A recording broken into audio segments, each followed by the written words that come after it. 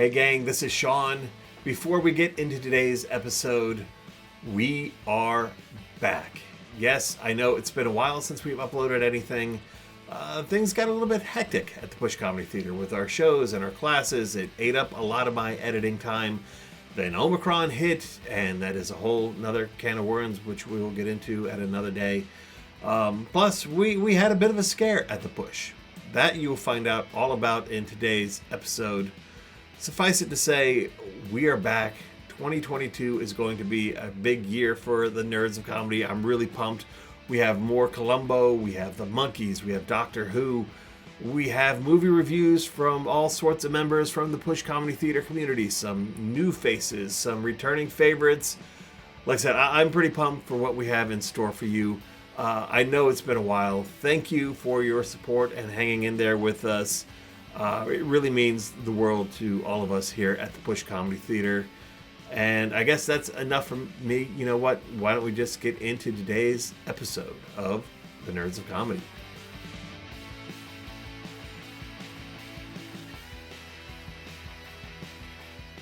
Welcome to The Nerds of Comedy. We are back. Brad is here. And we haven't posted in a while. And there's a reason for that.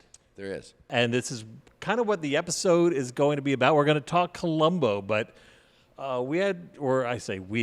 you had some pretty monumental stuff recently go down. We did. I mean, I don't know what you're going to call this episode, but I know I would probably call it Columbo Saved My Life. And it sounds dramatic, but never has it been more true. I lived through a house fire, an apartment fire on Halloween night 1 month ago, actually today. Yeah. And I'll make this short just as far as getting into it. I came home from a show we had at this theater right here, went to my home, and I was going to go to bed that night. But when I got home, we have something called Plex that I'm sure a lot of people know what it is. It's like on Roku or something like that. And a friend of ours has all the seasons of Columbo downloaded, and I had the episode we're going to talk about tonight, Death Lends a Hand, I had been watching the day before and put it on pause. So when I came home late night, I got in maybe 2 o'clock in the morning that night, the episode was still on the screen, but you have to go backwards. I'm not going to get into all that, but I did. I went backwards and just pushed play again on it because another friend of ours that we had lost tragically, who really was into Columbo as well, didn't like this episode. Hated it. They did not like it. It was his least favorite of the Robert Culp episodes, even though he hadn't seen the 80s one, but all the ones that were in the 70s. And so I was watching this episode to kind of prove my dead friend wrong, where I was like, you're wrong. This is a really good episode. And as I fell asleep, I did fall asleep to this episode. As a matter of fact, I know where I fell asleep, but we'll get in that when we're in it, is I woke up to a 3-alarm fire in my home where the entire home was on fire. There were flames next to my face, on the ground. Smoke was in there. I almost died. I ended up having to be pulled out of this by a fireman. It sounds dramatic, but it's absolutely true. A fireman pulled me out on his shoulders. I had to go to a burn unit and clear up my lungs. I had inhaled 300-degree fire smoke for over 25 or 30 minutes and woke up in the biggest nightmare of my life. And if it had not been for that lovely Peter Falk Columbo episode, I would have gone to bed that night. Had I gone to bed, the fire started directly underneath my apartment in the bedroom. The room below my bedroom would be in flames. He'll probably put up some footage for y'all on this to be able to show you possibly what the flames look like in that. So as dramatic as this sounds, Columbo saved my life. Yes. Right. So, Adam, let's talk Adam first. So he hated this episode. We'll probably jump around on this episode. Yeah. He hated this episode because of why? Okay, so getting into this episode, Death Lends a Hand with Robert Culp, which we're both big fans of. I'm a huge fan. I've always been a big fan. You have. You watched, if I'm right, I hope I'm not wrong on this, Bill Cosby and he did something? I Spy. I hate bringing him up, but yes. I used to watch I Spy all the time. Greatest American Hero. That's right. What was it? Turk 182, I think he was in as well? Yeah, he was, Turk 182 with Robert Urich and was it C. Thomas Howell or... Timothy Hutton. Timothy Hutton, okay, yeah. I'm so glad you said that. I hadn't thought about that, but I'm glad you told me Greatest American Hero. I forgot he was in that. Yeah, but, Bill Maxwell, the yeah. FBI agent. Yes, That's right. He was in that. And but no, Adam did not like this episode because the original killing, and let's get it right, he was left-handed. This will come up in it. Mm-hmm. He blackmailed the woman, which Adam was into, but what Adam didn't like about it is it was an accidental death. It was not a premeditated murder in essence. Right. He was trying, she was like, go ahead, blackmail me. I don't care. I'm going to reveal all to my husband anyway. Yep. Went to leave. He grabbed her. They had a struggle, and he backhanded her, and when she fell, she hit her head and died. I think it was like on a glass table or something and Yes. died and went down on the floor and died. And remember, the ring had cut the eye on the, let's get this right, on the left side of the cheek, face. yeah. Yeah, or the cheek it might have been. And again, Adam didn't like this whole episode because it was an accidental death, and what did he really care? So that night of the fire, I was really trying to have this argument with my friend posthumously that he was wrong, because this actually is my favorite and will always be my favorite Columbo episode forever on, from now on and on and on, because of obviously the circumstances of this fire and Columbo Saved Me. But we're about to get into why I really do love it here. There are a million reasons why I really do love this episode. So this is the second episode of season 1. Okay. Technically, it is the fourth episode. They had a pilot episode. They had a 2-hour, or they had a movie that isn't considered part of the season, and then That was the woman in the airplane one. yeah, I the think. woman in the airplane one, and then the first episode, the Spielberg Murder by the Book. So this is the second episode of the official Columbo series, and the premise is Robert Culp owns a detective agency, and he's been hired by this rich newspaper magnate Tycoon. Yes, Like, I mean, played by Ray Milland, who's a famous old kind of timey actor, to investigate his wife to find out if his wife is cheating. That's right. And he and we'll jump in just to the premise of this. It starts off in his office where he puts on an intercom, and I won't go into all the details, but brings the husband in to report to the husband that his wife is not having the affair. Yes, and she's been faithful. She's been faithful, and the man is like, I feel like the biggest fool. How could it be? And he's like, maybe buy her roses. And you can tell, though, Culp is type A. Like, he is by the book. His place is pristine. He is the top-notch detective, private detective, to be honest with you. I mean, to be candid. And you come to find out he goes into a room and talks. The person that was on the intercom was the wife. And she was like, why did you lie for me? I did have an affair. And he pretends to be really like a good soul at first. He said, I'm a dying breed. You know, I care about people. Yet, true to Columbo style, where I want to argue against Adam, he is a devious man at this point in time. He is blackmailing because he wants information that the rich guy would have. Yeah, Yes. the husband, being in the newspaper business, will get secrets and dirt on people, and he wants the wife to pass that on to him because it'll help him in his business. Yeah, and she's kind of stuck between a rock and a hard place at that point in time. He's like, take your time. You don't have a whole lot of time to think about it, but take your time. I can ruin you. And it shoots to his beach house, I think next is somewhere around that. It shoots to his beach house. And she's already in there, by the way. She's a little, she's a tough woman. I don't know who the actress is in this, but great actress. Yeah. Great actress in this. She stands up to him, like you said earlier, and says, I'm not going to do any of this. I'm not going to be blackmailed. Yeah, I screwed up. I ended this relationship with this guy, and I'm going to tell my husband the truth. And you think that my husband's like, he may divorce me, but he's going to destroy you. Yes. Yeah, and this is where this man who becomes a big part of this, Culp has a temper, and he's a good actor, and he just has a temper and grabs her, smacks her backhanded. Yep. And again, we will talk about that nick on the face, kills her, wraps it up in a rug or something. Well, this is the great scene. Yeah. Oh, yeah, that's right. Yeah, go ahead. So he finds out she's dead. He stands up and he just looks at her, and the camera starts to pan into his face. And Robert Culp wears these kind of like really big kind of eyeglasses. Yep. And in the reflection of the eyeglasses, you start to see how he's disposing of the body, wrapping her up in a carpet, wiping down the place, putting her in the trunk of her car. Meticulously. Very meticulous. Again, he supposedly used to be a police detective. Now he's a private detective, so he knows all the tricks. He knows what the police are going to be looking for. But it's about a 1.5, 2-minute long scene where all you're looking at is Robert Culp's face as he's looking down at this body, and you see what he's doing in the reflection. Really very clever stylized film work, yeah. Not something you see a lot No. in Columbo. Columbo's not known for like camera tricks or anything like that. Yeah. It's very kind of meat and potatoes Yeah. type of storytelling, but this was really different. It was something that off camera we had talked about when we were, believe it or not, we had been talking about it right before I had the fire. Yeah, I yeah, said this we had was- just seen it, and I was like, let's not talk anymore. Even though I'd seen it before, I was trying to get the details for the show. But Sean was like, do you remember the glasses? And I'm like, my God, you're right. The whole vision of the cover-up murder is shown through the eyeglasses, yeah. But he dumps a body out in like a lumber yard or, I don't know, somewhere like a junkyard Yeah. or something like that. And, of course, the body is found, and they believe it to be a robbery, I think is the way he set it up, right? Or a Yeah, I think he mugging. like takes her watch and some jewelry or money out of her purse. Yep. So this tycoon comes in, and, of course, this is where our man comes in, Mr. Peter Falk, who, unfortunately, I just finished reading. He knows this, the autobiography. It's not an autobiography, but his book. Peter Falk wrote a book that's called One More Thing.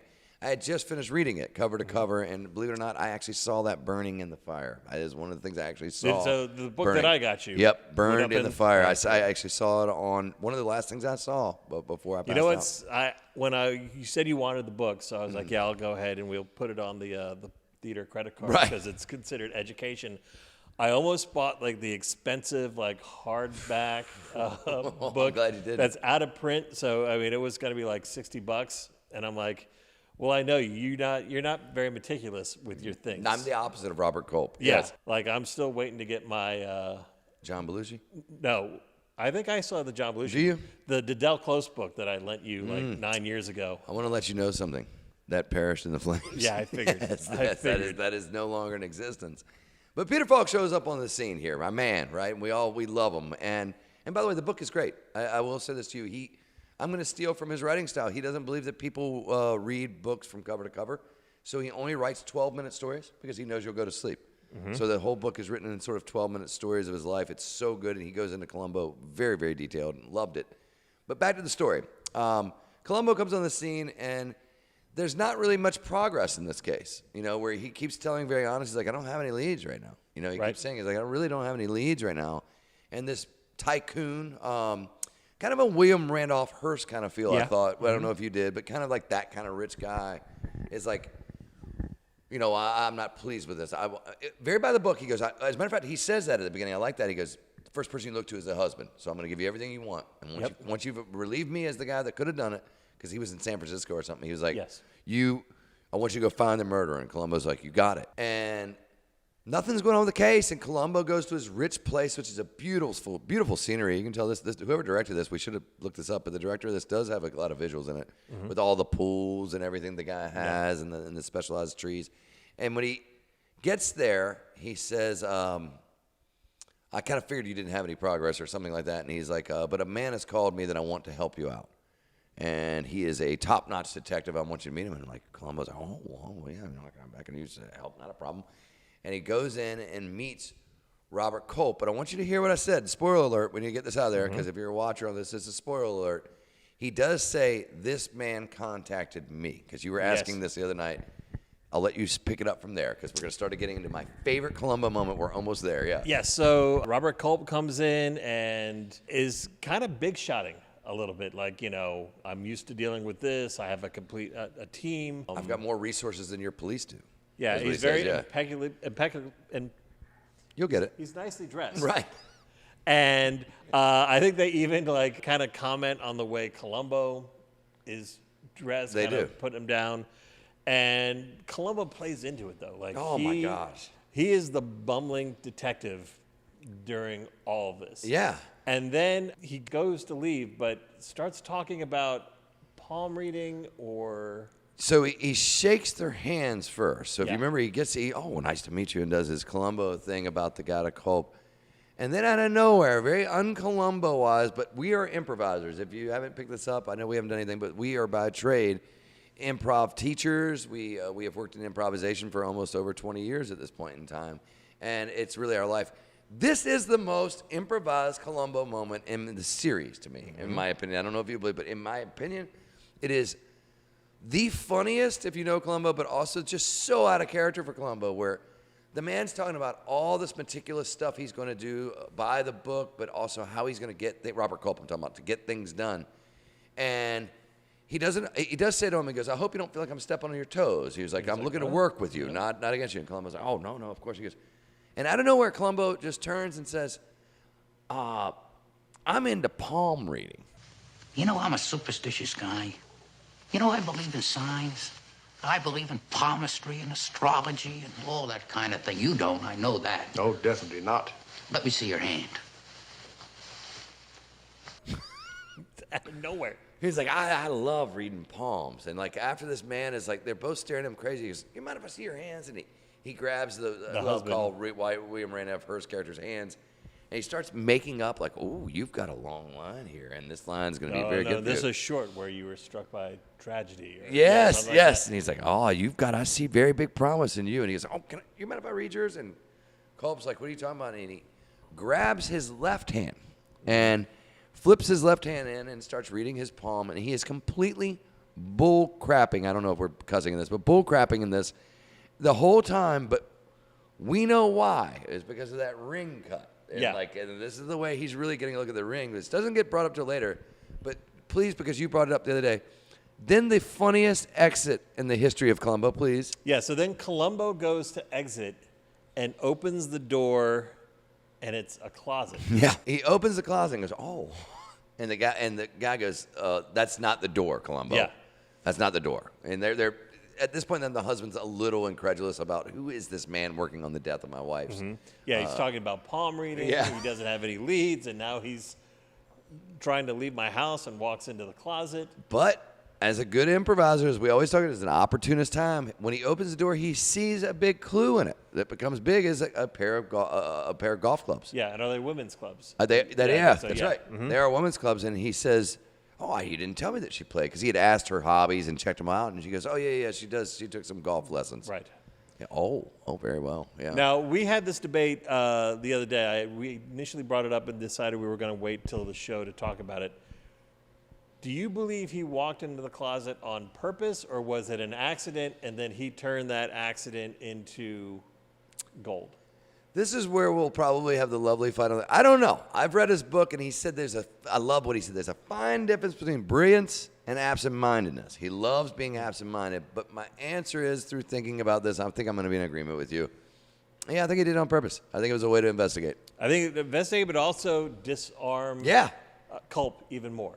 And the husband in a way, where yes. he's just sort of like, what do I care? I'm going to be doing this job no matter what. So now they're not going to be paying as much attention to me, and I can be paying all my attention to him. Yes. And, of course, this golf club leads him to his first real lead in the case, with the exception of that ring. I mean, this is where you get into Columbo episodes, all you Columbo fans out there, and I hope there are millions of you, because if there aren't, there should be, is we always argue, when did he know? And in this one, I don't know. I can make the argument right there he's onto him. Right there he's onto him. I mean, it could be a coincidence, because how many, tons of people have rings on their left hand and stuff like that. So Robert Culp definitely went onto the suspect list. A, the fact that he wanted to be on the case, and now that he's got the ring.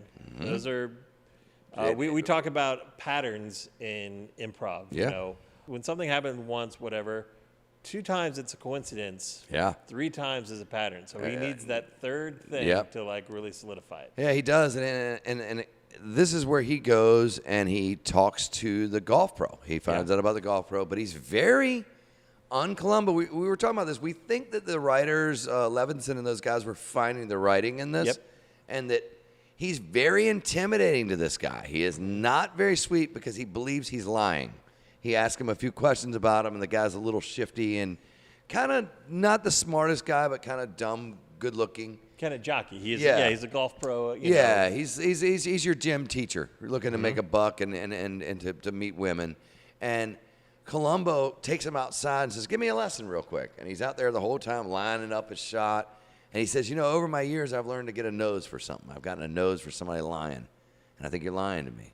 But what do I know? I'm just a detective, and you're a golf pro. You know all about golf, and I know nothing about golf. And this part, for some reason, I did like. At the end of this, he goes, I'm going to come back and talk to you. I want you to think long and hard, because you don't want to be spending time in jail over something like this. He talks to him about obstruction of justice or something. And then strikes this golf ball perfectly. I mean, I'm talking about dead down the fairway with his cigar in his mouth. And he's like, I'll see you later. After a while, the old nose just tells you when someone's not giving you the truth. And he, of course, does come back to this man later. The guy admits that they were having an affair, which is contradictory to obviously Culp have saying he was exonerated for the affair. Yeah, because I think Culp even went as far as to say, like, I checked her out. There was nothing in her past because, Columbo was like, was she having an affair? It's a delicate. And Culp was very emphatic, no. And this is the greatest detective in the city of Los Angeles. And he's saying no. And within 20 minutes of leaving Hearst's house, he finds out she was having an affair. Yes, he does. He finds it out, and he goes back, intimidates this man, but believes him. He's very good to the man once he tells the truth. I've noticed this about Columbo. He asked, Sean asked me one time off air, he's like, do you think you'd like Columbo? I'm like, yeah, as long as I'm not a murderer. Right. Because he is a pestering MF, he'll just come after you like tooth and nail. This is to me also a visual in this. The visual that I'd like to talk about, so popping back into this, the visual I'd really like to talk about that is my favorite Columbo visual that I've told him, this is one of the reasons why I wanted to actually do this one, is when Columbo goes to the agency and that Culp is in there giving almost like a coach to his football team talk, and they're all wearing the exact same outfits, if you remember. It's the same have, suit. Like uniform. It is. That's a good way to look at it. I mean, these guys are type A, man. And he has, I may be exaggerating this, but to me, I think it was about 8 or 9 people, but let's call it 7 or whatever it is that are in this team. And Columbo is just there by himself in the trench coat, where it's good. I think I'm liking this director of this one because what I'm going to say is it shows that all these numbers, and there's just this slubby Columbo that's going to be up against him. But even in this scene coming up, Culp starts to respect him. This is the team. I'm glad we're doing this. This is when I think Culp, because this happens in these episodes a lot, where it's like sometimes the killer is like, oh, he's a slub and underestimates him. And this one, he starts to not underestimate Columbo because Columbo starts to make he says, what do you think's happening in the case? And Culp's like, we got a couple leads of a mugger up the street or somebody that's robbed a few people. And he's like, I don't think it's that at all. And he's like, what do you think's going on? He goes, I'm not even sure if the killer meant to kill him. Yeah, I would say that we have a left-handed murderer and an unpremeditated crime. We have? Oh, I think so, yes. I mean, I don't think a man kills with his hands unless he's angry. As a matter of fact, maybe he didn't mean to do it. Could be. Maybe it was an accident. I got a feeling that when we find our friend, it's going to turn out that he has a terrible temper. That's the first thing he says. And he goes, but, we had the cut on the eye, and he talks about the ring, right? This is the first time he brings up the ring, being that we think it's a ring finger. But Columbo does something a little bit Columbo-y. He's like, can you sign this? He gives him something to sign, remember? Yeah. And Culp writes left-handed. And he goes, I think the killer's left-handed. I couldn't help but notice that you were left-handed.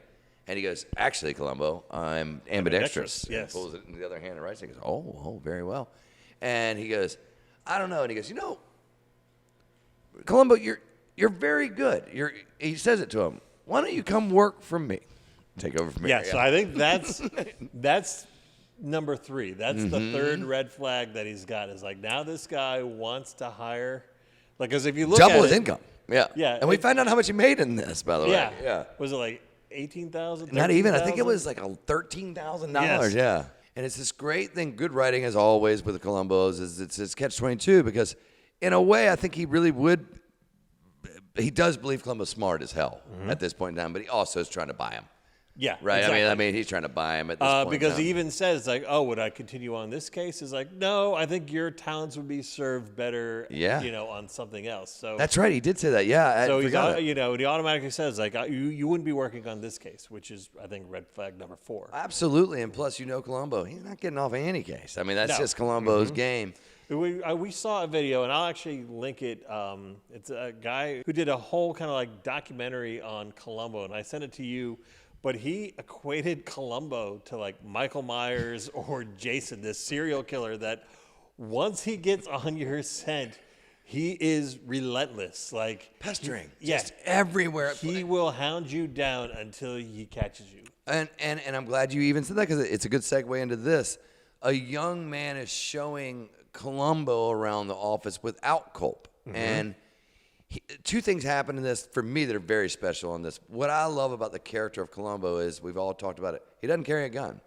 And there's this moment when they walk through this little area of an office area to come through, and he goes, and the young man says to Columbo, he goes, watch this moment that's about to happen. And he walks through, and Columbo walks through, and nothing happens. He goes, Detective, there must be something wrong with the camera. We have a metal detector here. And he goes, oh, no, I don't carry a gun. Right. And I love this because you said the fourth episode or whatever, where we're starting to really develop this character that, of course, Columbo doesn't carry a gun. His weapon is here. And he says, the guy starts talking about another case that happened. And Culp, go ahead. Culp overhears and loses his shit, goes from 0 to 100 as far as temper, just like that, which is red flag number 5. I mean, like, he is latched onto this guy. Because he's already said that he thinks that the killer didn't mean to do it. You know, maybe he lost his temper or something like that. And now he's just seen Culp and probably orchestrated this to find out what Culp's temper is like. So, Falk or Columbo gets to see it firsthand. Sees him lose it on this young man, and that's, again, I think we may have it out of order, but he ends up following up with somebody else and finds out that this can happen with this man. And again, he's so type A. Of course he's going to bust. And as you said, it's on at this point in time. It's on. He makes a play to have the body exhumed. Yes. This is a big part of it, where he wants to get an autopsy of the body because they didn't look for a contact lens. And he wants to see that because he's saying if she had been smacked, it could be somewhere. And I know it's a small lead, but we could find this contact lens somewhere. Because that's the other, they don't sure where she was killed. Right. So if we can find where the contact is, you know, we can now have a place of death. Absolutely. Yes. And again, this is so great because the Hearst character, I wish I knew his real name, the husband character in this, agreed to it. And another thing I do have to say, I think that as much as that guy is down on Columbo, I think he does see something in him, you know, because he allows this exhuming to happen. I guess that's called exhuming, when they pull the body back up. And Culp gets the call that they're going to exhume, I think, and he goes to get the car from his company car, and they have 50 of the same ones, except for, I guess, Culp had his specific one that was his, and it won't start. And he's like, tell me what's going on. And he's like, I don't know, the car just won't start. And he's like, go have it detailed immediately. Typical Robert Culp. I want it all the way to the top to the bottom now. Yeah. Detailed completely, and get me another car stat kind of thing.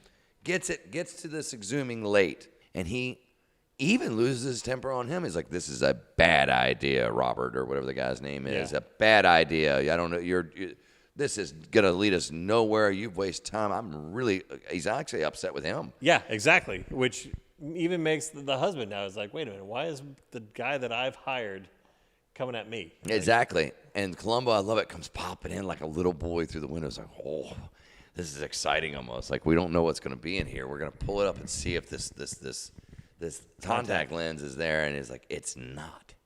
Right? Remember, he says the contact lens is not in the eye, so we have got a lead. And he's very excited. He's like, maybe a small lead, but it's a lead. And Culp is hearing this. He's like, that means the killer might go looking for it, or might whatever he says. You know, whatever they use to transport the body. Yeah. So then you cut to later on that evening, and you see Culp in the garage where his fleet of cars is, and he's going over his car with like a fine-tooth comb. Yeah.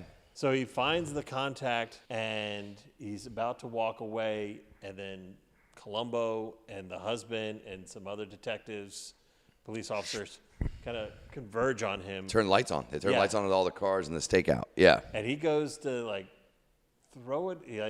He's holding it. He's hiding it. Remember when they're walking behind Stop him? that man. Yep. Yeah. And you know, they check his pockets and everything, and they get the contact lens. Yep. And Culp eventually just kind of breaks down and confesses. He's like, I never meant to do it. Yeah, I didn't mean. You got to believe me. I actually didn't mean to kill her, but he did. And Columbo has got his man, and at this point in time, we're at the wrap up. But this is the part. Even Culp kind of gives him like this respect. He does. And he even asks, like, you know, when did you know? And he even says the ring. Yes, he does. He calls back to that ring moment where it's like, when did you know? You're right. I forgot he said that. But this is the part that's tickled us because, again, we are improvisers and we enjoy Peter Falk as an actor more than anything. He's top 3 favorite actors in my world, really is. That's how much I'm in love with him. he's kind of having, I guess you would, I don't remember what that's called in a story, the denouement or whatever it is, where you're at the end of the story. I can't remember what it's called. They've already led Culp off, and Yep. now it's just Columbo and the husband. Yep. And he goes, awfully good luck for you to have had the car there. Or that they were able to find, that the contact fell out in the trunk of his car. And he was like, No, it didn't happen. no, she had when they examined the body, she had both of her contacts in. Right. He completely lied. Yeah. He lied. Both the contacts were in. He set this trap perfectly. And that's when the husband goes, Well, then how did you know the car would be out of service, that he would, was going to come here? "It's the luck of that is incredible." And he's like, "Yeah, I know. You're right about that, Columbo." And he's like, when I was a kid. And we figured out a perfect way to put a car out of commission. You take a potato, you stick it in the exhaust pipe. It doesn't cause any damage, but the car won't start. It was a terrible thing to do. And I got a feeling that the reason I became a cop was to make up for all those jokes I played when I was a kid. Husband is standing there for a second, and you tell he kind of looks over the car, and he wants to look down to see if there's a potato in the tailpipe. Yeah. But then he's like, nah. Yeah. And then he just walks off, and that's the end. Which is the end of this amazing episode that I'm going to look into this camera here and say to you that saved, in all honesty, saved my life. Literally. I mean, I really saved. would not be alive today. I hope he gets to put the footage in. We have a little 21-second footage of the fire. Well, we have pictures, too. You can put in. Yeah, I'm going to put all that in. The fire blowing out my bedroom window. If I had gone to sleep that night and not watched it gives me goosebumps, and I could get emotional. Peter Falk and Columbo. This episode of Columbo. Sorry, Adam, wherever you are out there, you're wrong. This is the best episode of Columbo ever. It saved my life. I love this episode. I love Columbo, and I'm glad to be here with my friends. I'm a little bummed that Adam isn't here, because I would love to talk about this with him. Yeah. And especially get on his case, because you and I, we were huge fans of the original series, the original run of Columbo. But during the pandemic, especially the early 2021, you and I started getting into, when he came back, I started in 89, Something and like then that, going late all 80s. the way up to 2002, 2003. 2002, I think, and it was the last one. Starred that guy from The Americans. Yeah, it was the last one in it. Yeah. So we've really, and sometimes the later seasons or the return of Columbo gets a bad rap, and some of them are pretty bad. Some of them are amazing. Some of them are amazing. You have some in there that we've discussed. We're going to get to those sometimes because we don't care if anybody watches. This is how much we love Columbo. But I will tell you, there's a couple stickers we'll get to someday. Yeah, but most of them are. Back to my point is that there are some in the kind of later series where there isn't a murder. There's the one where his niece gets kidnapped. Abducted, yeah. Yeah. There's a couple others that there is no murder, but, Right. so I would love Adam to watch those and see his reaction. I would too, and I know this is going to sound a little superstitious, and sorry to get personal one more time, but there is a little part of me that thinks that Adam, I am going to get a little sad on this, was somewhere laughing that I had to stay up that night to debate my friend on this episode. And Columbo, thanks for saving my life, brother. One more thing.